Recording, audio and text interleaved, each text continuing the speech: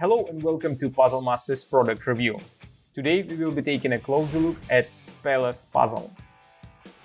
This puzzle was designed by Asanori Yamamoto from Japan and made by Pelikan in Czech Republic with absolutely fantastic quality.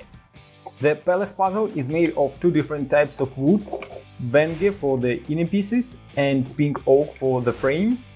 Difficulty level of this puzzle is 8 out of 10 on a Puzzle Masters difficulty scale that runs from 5 to 10. And the object of the puzzle is to fit all three parts inside the frame in such a way that both openings will be covered and there will be no visible gaps. Now we will take a closer look at the frame. As you can see, there are two cutouts, one on front side, the bigger cutout, and one on the back side, which is a little bit smaller, and you have to figure out the way how to put all parts inside so that you will cover both openings. And this puzzle has three parts, three oddly shaped parts, and you have to find the way how to put them in a 3x3x3 cube and then fit inside the frame.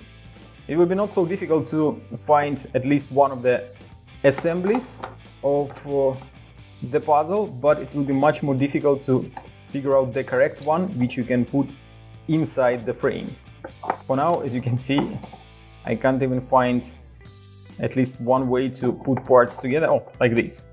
But now if we take a closer look, we can probably cover the back side of it, of the frame, but here on the front this part is not going to be covered and there will be a visible gap in the middle, so we have to find another assembly. Even if I rotate it, I'm not going to be able to cover both openings, so I have to figure out another assembly of three parts. And it might be not so difficult to figure out the correct way to put parts together outside the frame, but then you have to figure out the way how to put them inside, and that's going to be another challenge that may take you a while to solve.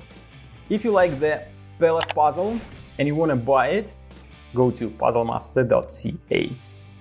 See you next time.